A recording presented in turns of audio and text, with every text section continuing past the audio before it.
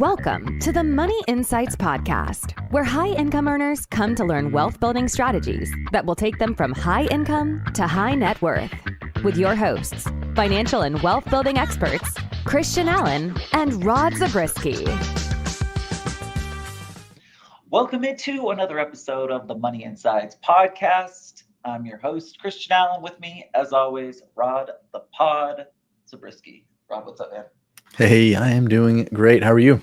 I'm doing fantastic. Man, I should just tell you, I'm excited because I've been telling everybody for like 3 years about the house I'm building, right? Uh-huh. And it's finally been erected. It's looks like a real house now.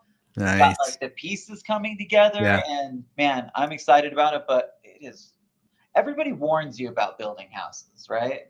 Yep. And it's a pretty big project, but I think I thought in my head, you know what, we'll hire the right people and we'll just be able to, they'll do the lion's share. And obviously, I'm not out there with a hammer, but can I just tell you, my text thread every single day between contractors and the builder and the designer, it's completely out of control. But I'm having fun with it, and it's really exciting to see the house going up, and my kids are getting really excited about it. So that's what's going on in my world.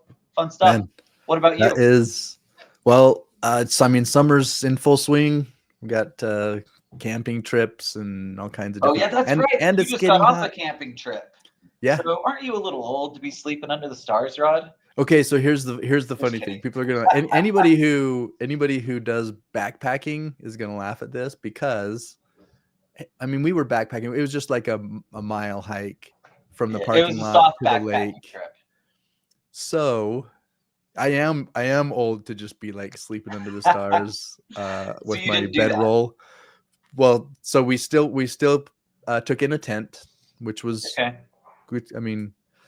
And so I have my backpack on, and I carried a cot in my hand. I was going to say, so you didn't. I bet you took a cot in, or had a somehow. Yeah. You know what? That's what happens when I was in Scouts. We get out there with they give you the encouragement to they give you a list of things you need to bring on your camping trip, right? Yeah. So you would get it would be a foam pad. It'll be a 1/8 inch foam pad. Yep. And so you go in there with your little tiny foam pad because you don't want it to be heavy and stuff. And then you go and set up, you set up your stuff, and you look over, and the scout leaders got their cot, and they're just really locking it in. And we're like, what the heck? Okay. Yeah, well, I had that same experience with one of my kids today, and we'll get into the topic, I promise. Yeah.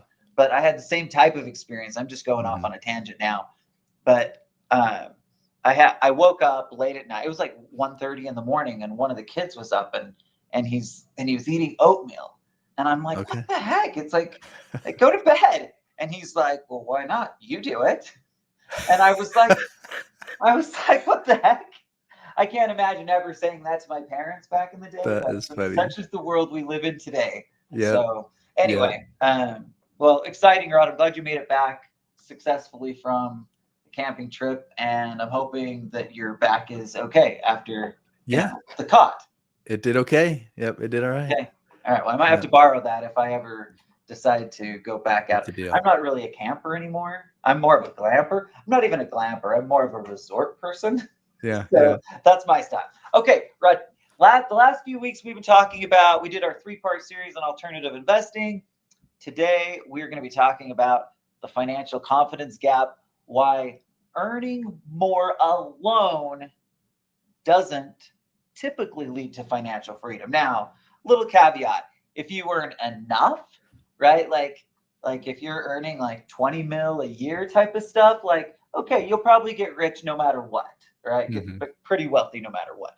But if you're a $700,000-$800,000 earner and you want to grow exponential generational type wealth, the traditional plan won't get you there. It just doesn't. It'll get you a great income probably, but it won't get you that. And the other thing it won't get you is it won't get you the freedom and flexibility to live your best life today. So my belief, Rod, is that people are just tired of this idea of wait till I'm old and then I can go travel the world and like experience life at its fullest. Like, to me, that's just like kind of an archaic idea.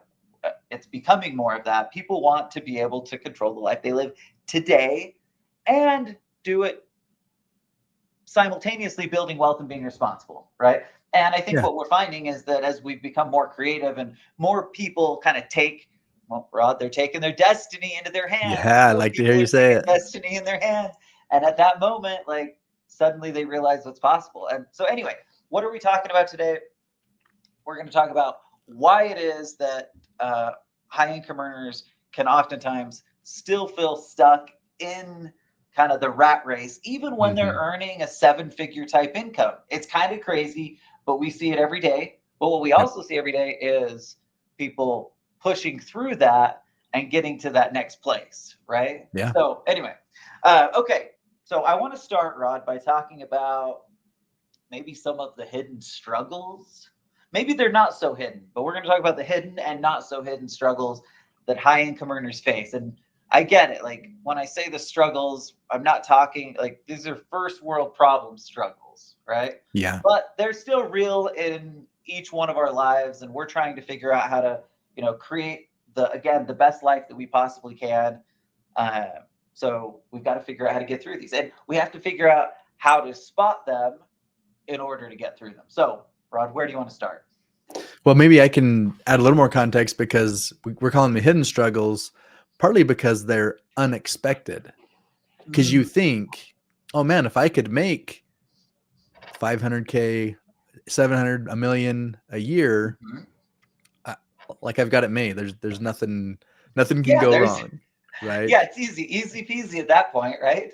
And then, like you said, we talk to people all the time. They get to that point, and some of it is that they are finally able to get all the things they ever wanted. And what I mean is, let's just say it's a physician, right? A surgeon. And they've spent so long in school, in training, in residency, in all these situations where they're not making anything, well, or very little, right? Once they get to residency and that kind of thing. And they finally get to the place where they're now making something. They've basically told their spouse, just hold on, we'll get there. We can get that big house. We can buy the more expensive cars. We can do these things. Just got to hold on. And then you get there, and now it's built up, right? There's a lot of things that you're now ready to spend money on. So that's one thing. And then the second one is taxes. Making that, again, let's just call it $1 million a year. $1 million a year of income feels fantastic. And then you meet with your CPA. It feels really great on paper. Yeah, and then you meet with your CPA, and they're like, oh, it turns out you owe X hundreds of thousands of dollars in taxes. And that's just a gut punch that people aren't prepared for. Yeah, and it really is a difficult thing, because to your point, you feel like you've like now achieved this level of freedom, but it's almost like you have to do it for a handful of years in a row before you actually achieve that kind of level of freedom, right? To where you can accumulate, because the challenge is that even if I'm making $1 million a year, especially if I'm, not being super tax efficient, and let's say $400,000, $350,000 is going out to pay, and really that would be absolutely in line. I mean, I remember let's put it this way, Rod. I've had years where I paid a 37%, like on my full tax bill, right? Yeah. So like, and this is somebody, like, I'm somebody who's generally pretty proactive about looking for opportunities to create tax breaks. And anyway, my point is to say that that's not like a pie in the sky idea. That's like very real. And if in some states it might actually be higher than that. If I'm in California, as an example, or New York, some of these places, like, I might be looking at that and paying $450,000 in taxes. So now I have to rewire the way I think about my income, right? Because typically when I'm like, hey, I'm bringing in $100,000 a month or whatever, let's say it's $80,000 a month. Well, we feel like we have a lot more spending freedom than what we may actually have. So again, it kind of is one of those things where it takes building it up year after year. And, there's obviously, we're going to talk about these, but there's obviously things we can do to help and improve the things we're talking about, especially taxes, but it doesn't happen by itself. You will pay that same tax rate quite literally for the rest of your life if we as high income earners don't start taking the action steps that will give us a chance to get out of there. Because typically it's not like hey, I just suddenly reduced my tax bill altogether. Like, it's a rewiring of the way we think about money, right? It's constantly investing in deals that give me the tax benefits while still creating profits in other deals. Like, it's more of an infrastructure that creates those core tax benefits than it is just a singular tax strategy. You know what I mean? Yeah. And another kind of issue that comes about is if you weren't thinking ahead to anticipate the tax, then you're kind of working always in arrears, because it's 2025, and if I'm paying the taxes for 2024 now, and I'm trying to get ahead of the game so I don't have as big of a tax bill next year for 2025, man, that becomes a challenge, right? It absolutely is. We've lived we live all of these challenges that the rest of you are facing. Like, they're very real. And yet, again, we also have the benefit of seeing people who have managed to put kind of that infrastructure in place, the principles in place to allow them to kind of push past that to where they're still creating huge amounts of income, but they're not doing it in the same taxable way that, some people who are earlier on in their investing career. Yep. Okay, so some of the hidden struggles that we talked about, let's just hit on some of them. Stress, pressure, complexity, uncertainty. These are all the things that come in. Like, yes, we may be creating significant income, crushing it in that way, and yet, like, life is life, and so we have all of these other things that come into play, right? So lifestyle creep is certainly one of those, and lifestyle creep is one of those that's understandable. And like you said, maybe we've put off we've put off gratification, and so we're kind of at that point where we're like, okay, I deserve to be able to do something nice for me or for my spouse and my family. All of those things are totally reasonable, but oftentimes those are the decisions that actually create the stress, the pressure, the uncertainty. You know what I mean? Whereas if I could kind of live within those core principles for a long enough time and find myself in a more stable position before I start allowing my lifestyle to creep, right? Because it's not that there's nobody's suggesting that you should live like a resident forever. You know what I mean? Right. That's not the life that any of us were wanting to live. So anyway, we just have to make sure that we do it in the right order. And if we do it, and again, do it in the right order, but also do the right things. And this is why the alternative investment space becomes so critical, because it literally provides the framework to move past that space where it's just kind of like, I just have to earn and put money into 401ks. And it just becomes a situation where when I move into the alternative world, I have all this optionality that gives me the opportunity to exponentially increase wealth in a way that I couldn't have otherwise. Okay, so stress, pressure, slaves to a system, like, that's a big thing. How many times have we heard? I mean, we're talking about physicians a little bit now, but we've talked about burnout. But burnout it exists in any high intensity, high pressure type job when we work with people who are CEOs that are making $1 million a year, a couple $1 million a year, like, that comes with stress and pressure and anxieties. And so those things are just always going to be there. And oftentimes people get stuck inside of that flywheel, I guess, right? Whatever you want to call it, the system, and they don't know how to break out of it. So it's like, yes, I'm crushing it, but I'm not living my best life. I'm crushing it money-wise, and again, like, you could argue whether you're actually getting as far ahead there as you want as well. But okay, I'm trying to decide, Rod, is there anything else that we wanted to hit on? Anything else on the hidden struggles before we move on to some of the core reasons that traditional planning has historically, and I would say continues to fail high income? I just want to emphasize the idea again that it's a surprise, because what people are following a system, right? They're saying, hey, I'm on this track. It's going to get me to this destination. And they just don't realize when they get to the destination, all of these things, even the stresses, the challenges, the surprises that are awaiting them. Yeah. Yeah. Well, and I would also say, not only is it a surprise once you get to the destination, I think for people, it's a big surprise at how difficult it is to stay on that trajectory within, like, as you're accumulating and building, right? Yeah. One of those big surprises that most people miss is the incredible amount of tax that I will be required to pay when my income goes up. Like, we know it. It's not that it's, again, this is a weird thing because, like, we all say we know it, but there's a difference between hearing that and living it. Like, but that almost always happens. Okay. Yep.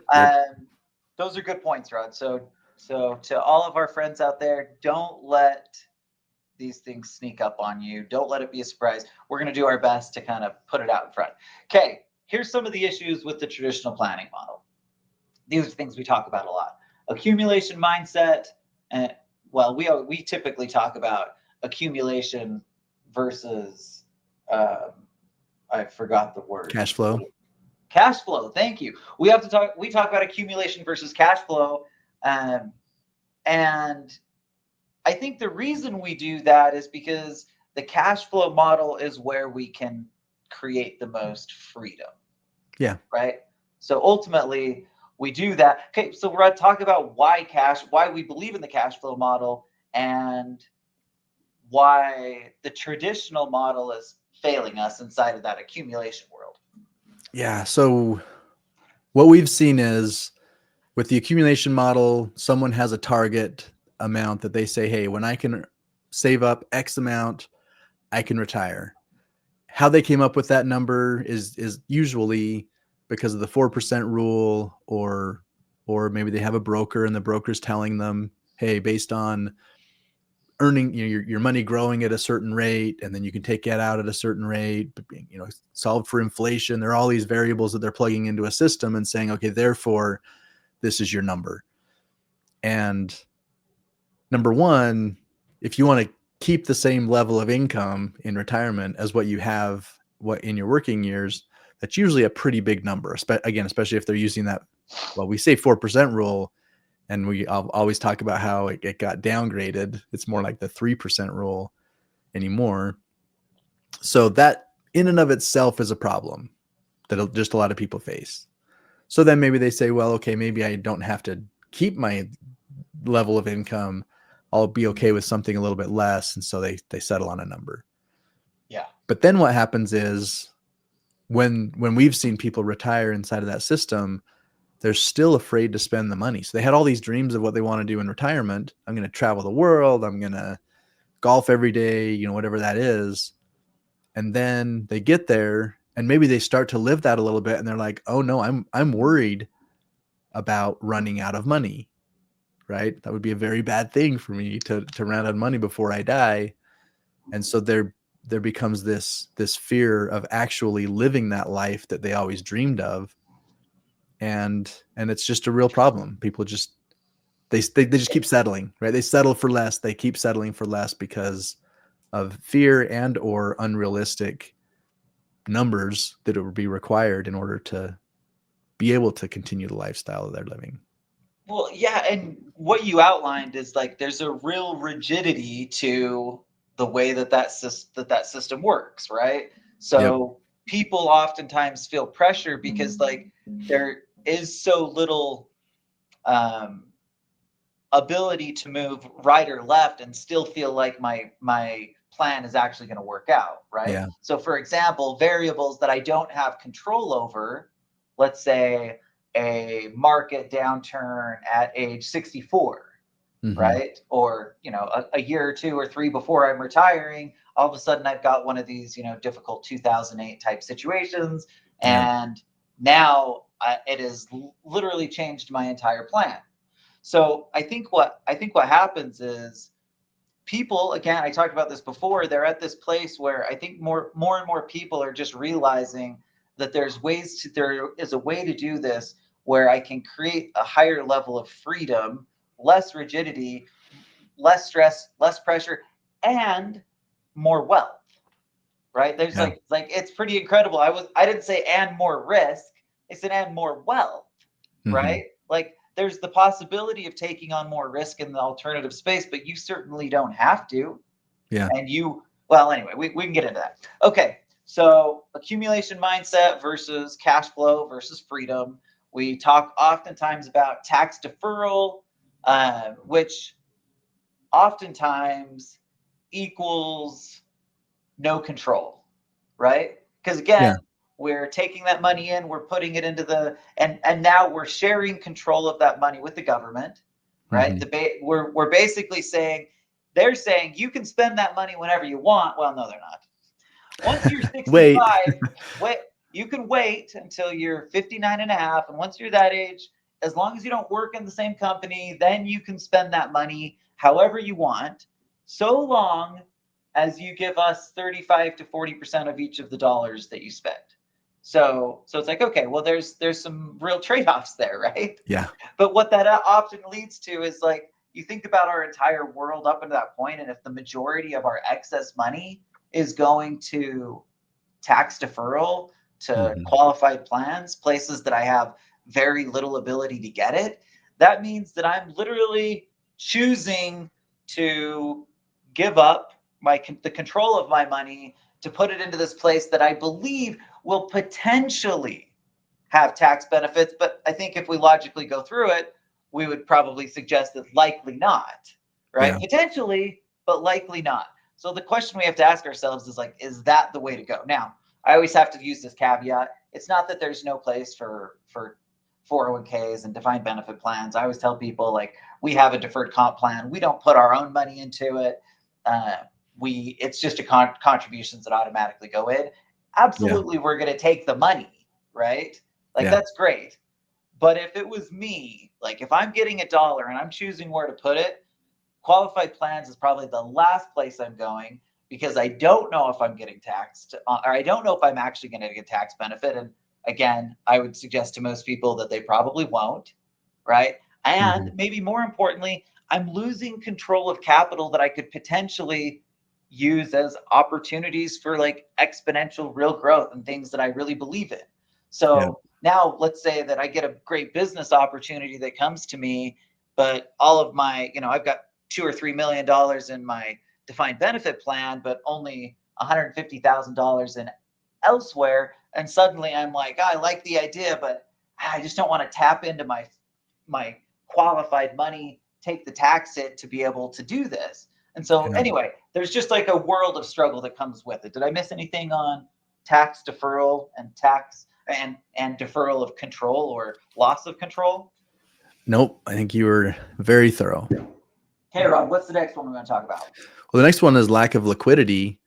And I mean, you already pointed out, when I put that money into that qualified account, the soonest I can start accessing it is 59 and a half. And now I say that realizing there are some exceptions to that. There's what's called the 72T. And the problem with that one is, okay, so maybe I'll describe it really quickly. The 72T means that if I want to take money out before 59 and a half, and I'm going to do it over a long period, it has to be at least 5 years in a row that I'm going to take equal distributions out for those 5 years. And it sounds amazing, right?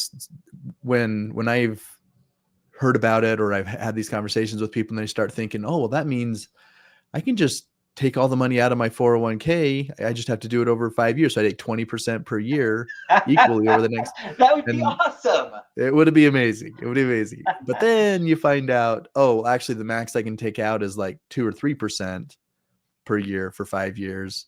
And then it starts to feel like, okay, well, maybe it's not very helpful. Not even worth it, right? Yeah. So a lot of people go down that road and they're like, oh, that sounds great, until they play the numbers out and realize, like, oh, am I getting the benefit out of this that I actually want?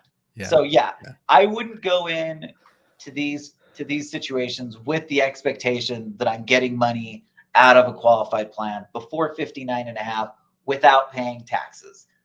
Yeah. I just wouldn't, Yep. Like you said, there's the 72T and there's a few other sophisticated tax planning strategies that work in very individual situations, but they're not broad enough to go in with the expectation that I can use that. You know what I mean? Yeah. Or it's like a Roth conversion or something. Well, that doesn't solve the problem we're talking about of liquidity, because it's still locked up there in the Roth for now at least 5 years before I can access it. So yeah, even when I we're convert it, I've still got to wait a period of time. So it's not like it's yeah. So from a liquidity standpoint, unless you're doing other planning outside of that, if you're just listening to the gurus and you're just putting as much as you can into the 401k and you're not doing other things, again, this may be one of those things that sneaks up on you and you realize, oh, I'm doing all the things they're saying. I'm paying down my house as quickly as I can. I'm, all these things. And then you realize, oh no, whatever. I have a problem. I need money. The only way to get money is a HELOC or tapping into my 401k or something like that. And anyway, pay attention to liquidity. It's crazy when you're making a bunch of money to be able to have a world that's so rigid, right? Where I'm struggling to get capital when I'm making, $1 million a year. But we see it all the time. It's why so many people buy into, and really, or at least one of the reasons people believe in the investment optimizer strategy, because they're finally like, oh, I can do more with this. I can actually generate a return inside this and have it be completely liquid and usable when I want to. Well, that's a big, big difference from what I deal with in the traditional retirement world. And to your point, opportunities are constantly going to be coming up. And if all my money's locked up, man, I'm not going to be able to do much with it. Okay. Retirement planning. I've talked about this. Basically just delayed gratification in general. Now, I always have to give the caveat that we're not advocates for being irresponsible for money. In fact, 100% the opposite. We're advocates for helping and teaching people to build generational wealth while creating freedom in the moment to the extent possible, right? We're not suggesting that it happens overnight. That freedom doesn't immediately come, but when I put things in place in the right way, I can create that freedom much more quickly. So instead of that freedom coming at age 65, I might be able to put things in place to where I'm feeling a lot of that freedom within 2 or 3 years of starting my plan that does do things to build the wealth I want long term. It also creates the liquidity so that I can take advantage of opportunities, or so that I can just live the life that I want to live, right? Yeah. So anyway, those are the types of things that people are thinking about. And I just feel like one of the messages that we get to share to people that resonates is this idea that, okay, it doesn't have to be delay everything till you're 65. Hope that you're in hope one, that you're still alive. Hope two, that you're in, good enough health that you can go travel and enjoy the rest of your life. But it just doesn't have to be that way. And, I think more and more people are kind of catching that vision, which makes it fun. Okay, last point, Rod. Most strategies treat income like an end goal, not a tool. What does that mean to you? I mean, from the traditional planning standpoint and the accumulation model, it of necessity has to be that, because we've talked about it, right? I'm putting the money into the qualified plan. It's locked up at least till I'm 59 and a half. So what else am I going to do with it? I'm not going to do anything with it. Right now, can I take a loan against my 401k? Yes, I can. But in most cases, the most you can get is 50,000, and you have a forced payment plan. And sometimes, right? It's not a given. It really does depend on the sponsor and your employer. All that kind of stuff comes into play. And to your point, it's typically not to the extent that you will want. And well, anyway, yeah. So why is it treating income like an end goal? Well, because of all these limitations that we've talked about. And again, I'll say it again, the accumulation method is built on that. I'm putting the money aside. I'm leaving it alone. I'm letting it grow until this point where I'm ready to turn it into a stream of income. And I hope it lasts the rest of my life. Yeah. The system defines that as the goal. So you contrast that against the cash flow methodology, which is all about optionality and opportunity, right? And being able to kind of create the life and the control and the situation that you want exponentially more quickly. Now, what's funny is that it's funny, Rod. I was just thinking about the whole FIRE movement, right? Yeah. And the FIRE movement, in my mind, and part of the reason I've always just like kind of rolled my eyes at it, is because all it is an acceleration of the really crappy traditional retirement system that's already not working. So we're saying, you know what? I'll give them this. Like it can create opportunity earlier, but in order to do that, that rigidity takes an intense step up, right? So typically, it's paired with things like, living as like minimalist lifestyle and things like that, so that I can, I want to get there so that I have that freedom, but in order to do that, I'm going to make sure that I'm at a place where I can just spend as little as possible. That way I have that kind of extra free. And again, for the right people, that's great. It's not to suggest that there's not a path there that works for people. But when I think about the FIRE movement, like the FIRE movement should have been and should be, how do I create more opportunity and more optionality so that I can create the life that I want sooner? And what's really ironic is that this whole world is sitting right there for the FIRE community. I will say this though, I think that there continues to be like inching over that direction. Now, maybe it's because we're just totally engulfed in this world, and so it feels like that. But at least to me, it feels like more and more people are coming around to this. One, it's just like the drudgery of the traditional system. And then when they see, hey, there's some things I can do here that I just didn't know about, right? Yeah. Suddenly there creates this additional freedom.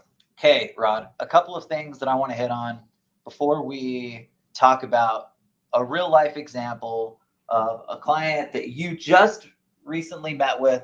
And I'll let you share that in just a second. Here's the deal. Freedom doesn't come from the numbers alone. There's things that we have to remember. Number one, control comes when I have control over cash flow, right? Like I get freedom from creating control over cash flow.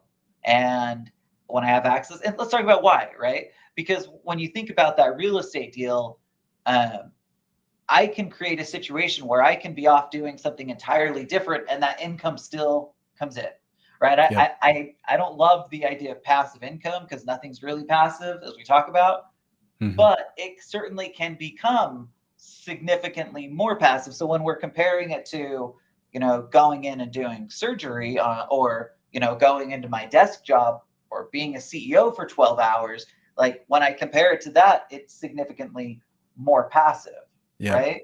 So anyway, freedom comes by creating that cash flow that allows us to step out and do the things that we want.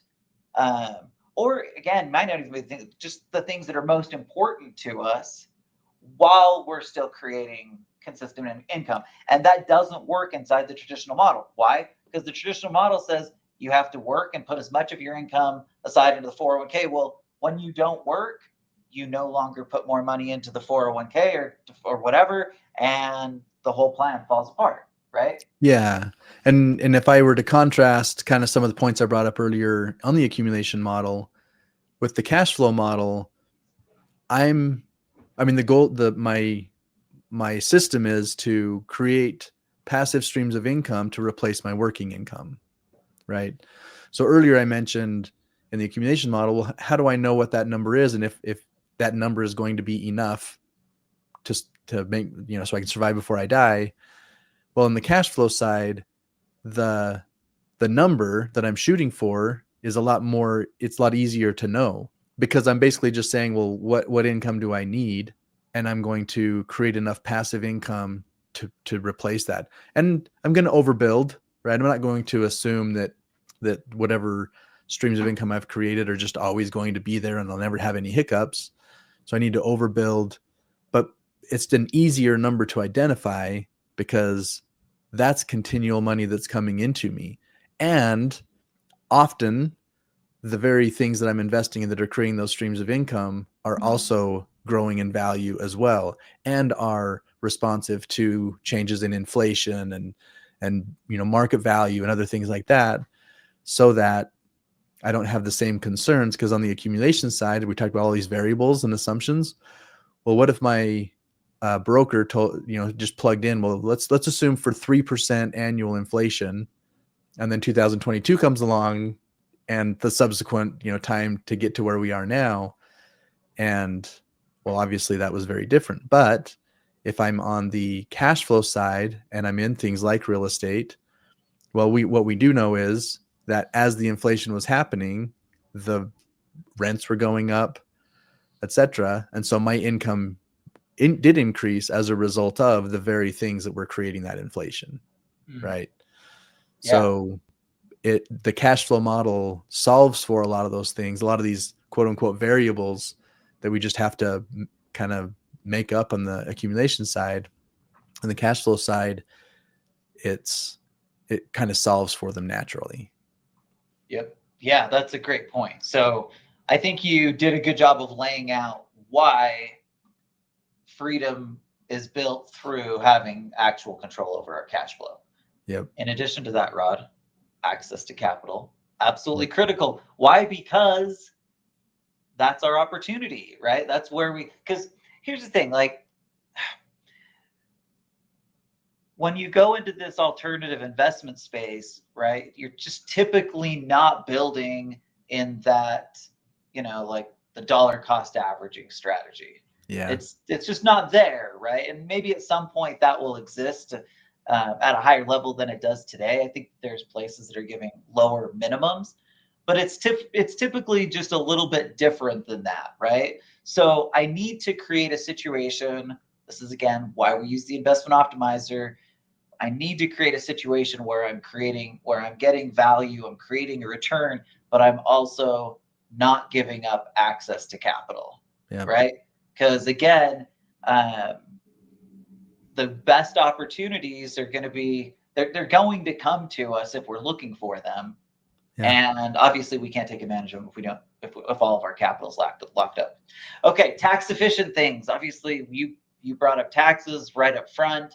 So as we're looking to kind of create the best situation for ourselves, we can't not consider taxes.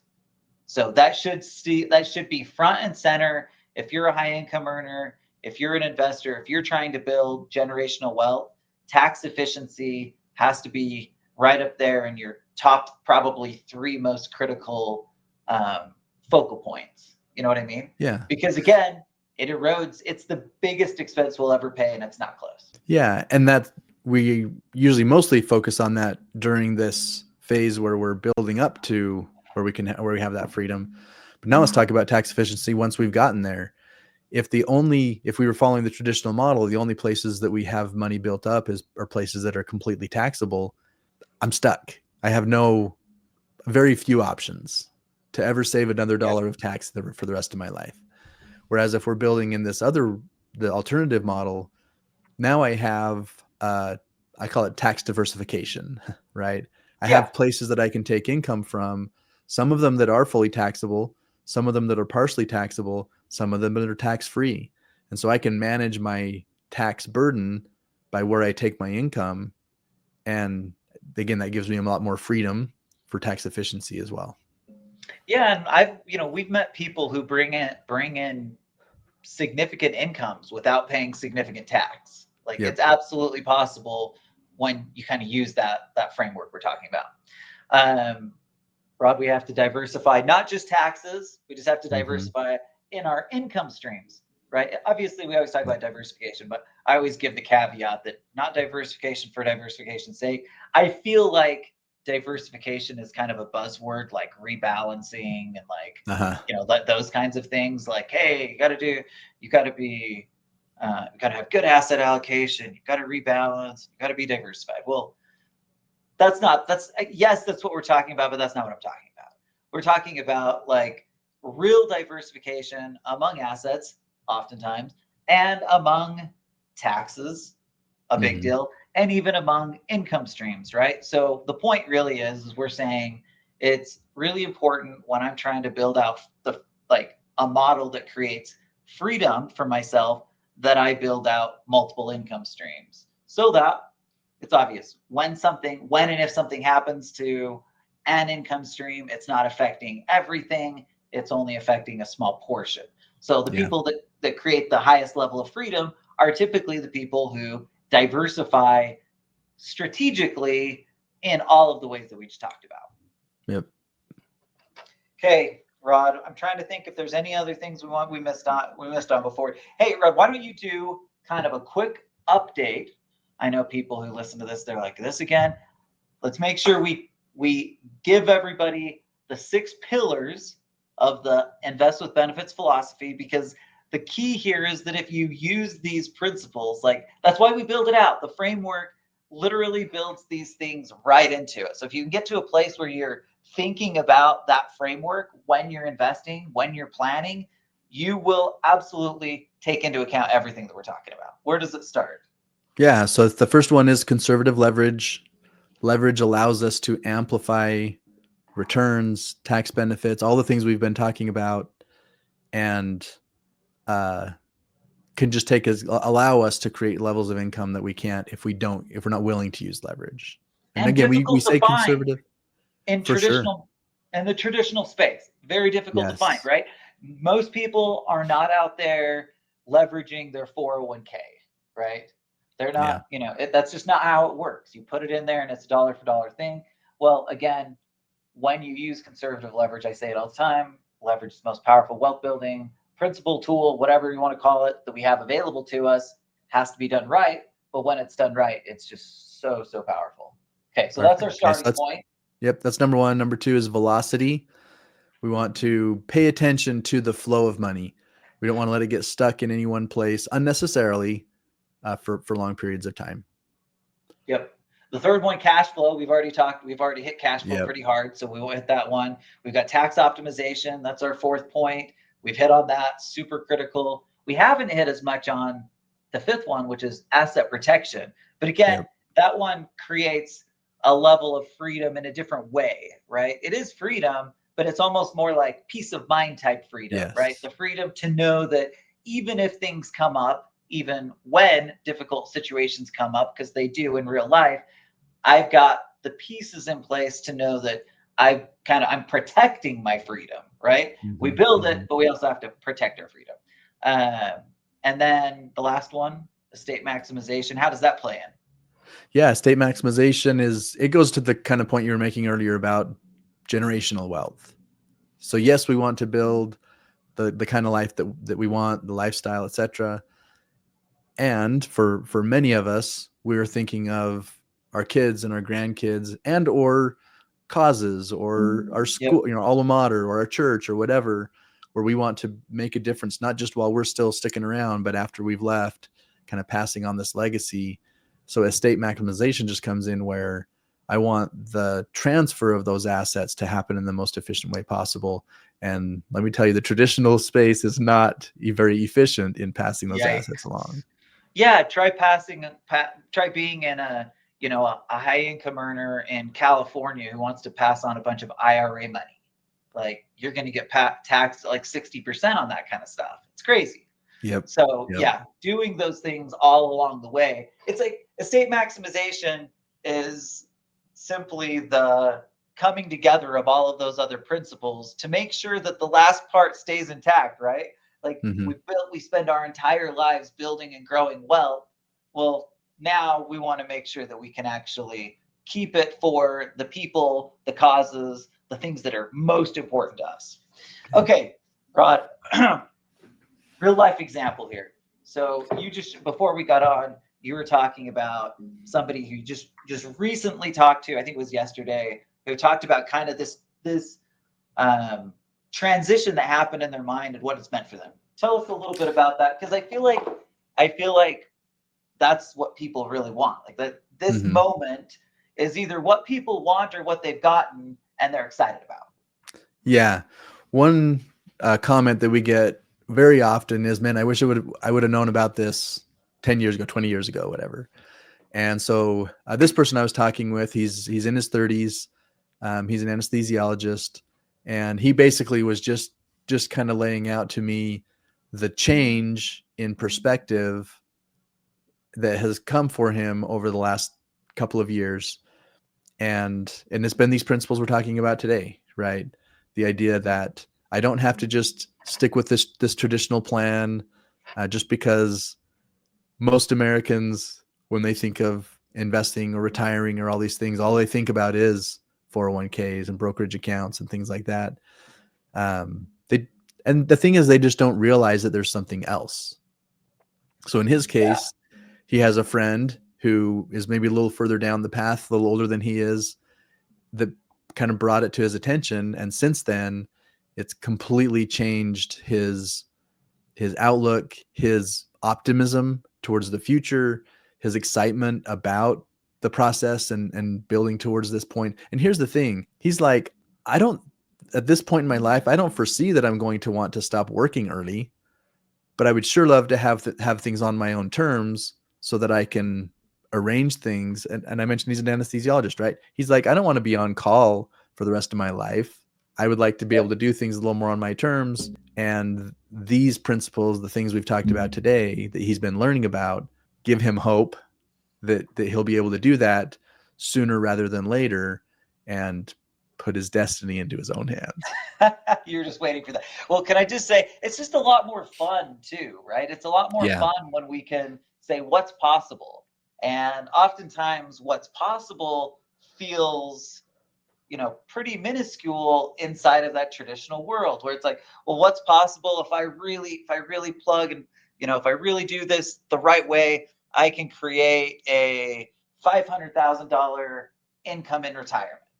Mm-hmm. But and that's the result of 30 or 40 years of consistently putting money into the exact same places so that they'll do. Like, I just think people are tired of that idea, right? It doesn't feel so. This way is so much more fun. I've lived it firsthand. We get to talk to people every day who are excited about it, but it's one of those things where there's a tweak, a mindset shift that goes from feeling like drudgery, even though the goal is ultimately the same. Freedom is the goal, but it's changes from drudgery to excitement and optimism, like you're describing. Yep. So it's just like incredibly fun when we get to hear people who have kind of seen these shifts and then they're actually getting to live it in their life. And of course, it's even, well, I don't know if it's even more fun, but it's equally as fun to see what they're actually able to build. Yeah. You know what I mean? Because once that like that glass ceiling comes off, all of a sudden it's like, wow, I can actually do so much more than I even realized. Right. And it becomes be more impactful.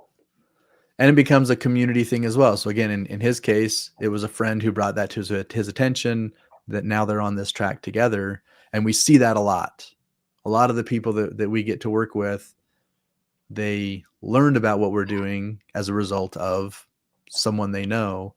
And now they're brought into a community of like-minded people who are all kind of pursuing a similar, I'm not going to say the same because everybody's track is different, but a similar path, similar mindset to working towards this freedom.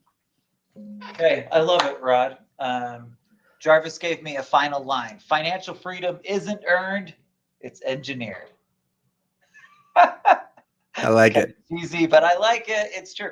Hey, really quick, just want to remind people that you should be joining the Investment Strategies for High Income Earners Facebook group. We're doing 2 really important series in there. We're doing the Invest with Benefits monthly series. I think we're doing a monthly or close to. Monthly, and there we're going to be locking in on how to optimize, how to use our strategies in the most effective way. So if you're kind of in this space, you'll definitely want to be on those just to make sure that, again, you're optimizing them across the board. We'll get into some of the more detailed stuff. Some of it will be reminders. Some of it might be brand new stuff. So that's a good thing to tap into. And then the other one that we're really, really excited about is the Investment Insider series.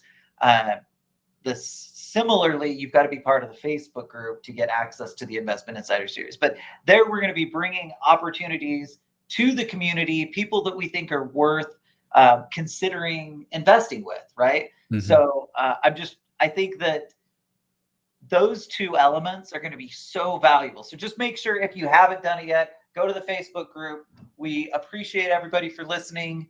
And we'll see you next week. Thank you for listening to the Money Insights Podcast. To learn more about the financial and business strategies discussed in this show, please visit moneyinsights.net. The views and opinions expressed on the Money Insights Podcast are not intended to be individual financial, tax, or legal advice. Always consult with the appropriate advisor before making financial decisions. And if you're enjoying the show, please feel free to rate, subscribe, and leave a review wherever you listen to your podcasts. This will help others find the show and learn wealth building strategies for themselves. Thanks again for tuning in, and we'll catch you in the next episode.